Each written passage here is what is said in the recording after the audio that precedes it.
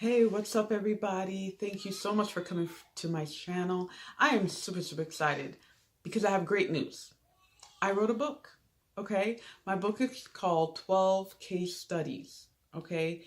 This book is absolutely amazing. Not only because I wrote it, but because it really is. And I jump right into giving you information on treatment intervention, documentation examples. There's tips and tricks on how to motivate difficult patients. You name it, it's in here. This book is for occupational therapy practitioners. I mean, even if you're not a therapist, it's a great book because it's easy to read and I really break it down on how to use. So please be sure to get your copy. Today, just simply look below for the information on how to access the ebook as well as the paperback. All right, guys? So enjoy the video. Hey guys, so I'm going to talk about spinal cord injury at the C5, C8, and I'm going to mention expected movements, expected weakness, ADLs, and intervention. So here we go. Okay, so spinal cord level C5, I'm going to talk about the muscles innervated, the movement, as well as the muscles that are weak. So the muscles that are innervated is deltoids, biceps, uh, brachialis, brachioradialis, rhomboids, just to name a few.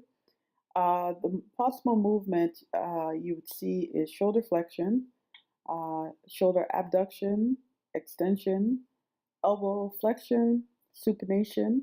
You'll also see some scapular adduction and abduction. Some weakness you would often see is the absence of elbow extension, pronation, and all wrist and hand movement. And of course, you'll still have paralysis of the trunk and the lower extremities. Hey guys, quick commercial break. Real quick, just want to let you know that I'm now offering 15% off of my book.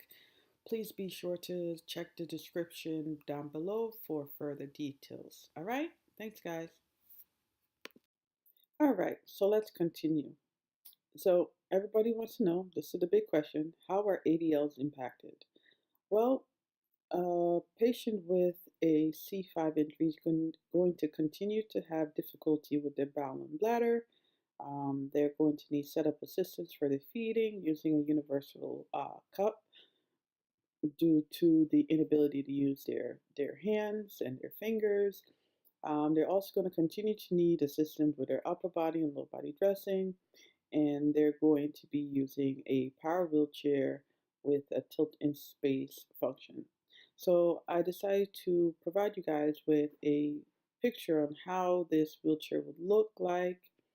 I'm pretty sure that most of you probably have either seen this in your practice or probably seen someone with it in your community. Interventions.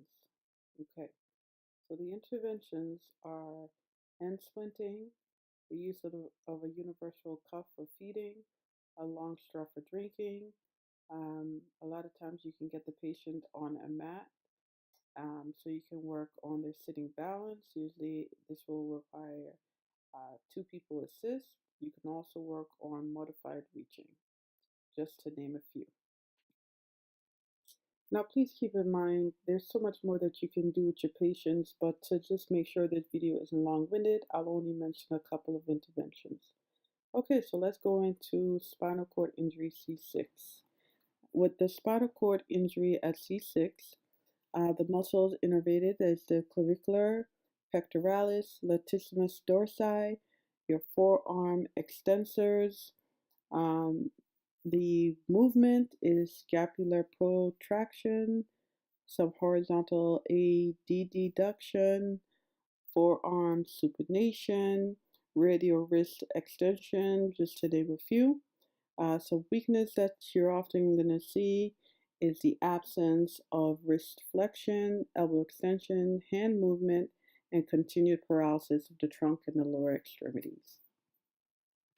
Okay, so for the ADLs that's impacted, 12 inch still needs quite a bit of assistance, feeding setup with universal cup, plate guard, upper body dressing, some compensated techniques required, and lower body dressing still needs quite a bit of assistance. Okay, so the interventions. Interventions would be continued hand splinting, commode sliding board training with use of drop arm commode, continued use of the universal cuff for feeding as well as the plate guard. We can also incorporate loops for zipping clothing since fine motor control is going to be very difficult. We're going to incorporate some upper body strength training as well as use of wrist weights due to, again, difficulty with grasp and inability to use fingers and hands, as well as continued use of sitting balance training and sliding board training. Again, guys, like I said, there's so much more that you can do with your patients for interventions, but that's just me naming a few. Okay, so last but not least, spinal cord injury at the C7 to C8. So the muscle innervates the latissimus dorsi, tricep, extensors and flexors of the forearm, and partial lumbricals. Now the movement is all the complete upper extremity as well as the wrist and fingers are included. However, you're going to have some poor grasp of the hands and continued paralysis of the trunk and lower extremities. As you can see, having the use of the upper extremity makes a difference for ADLs. However, continued assistance will be required for lower body dressing and transfers.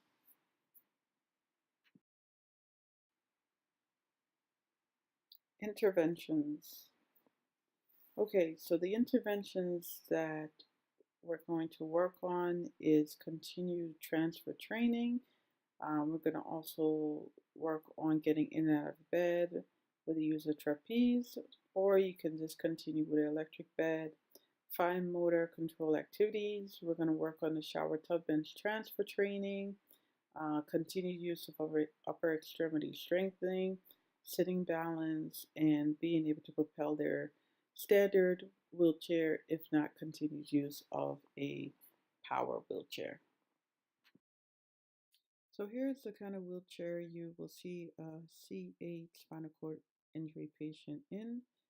And also, I actually forgot to mention that you will see from C1 to C8 that there is little to no voluntary bowel and bladder control.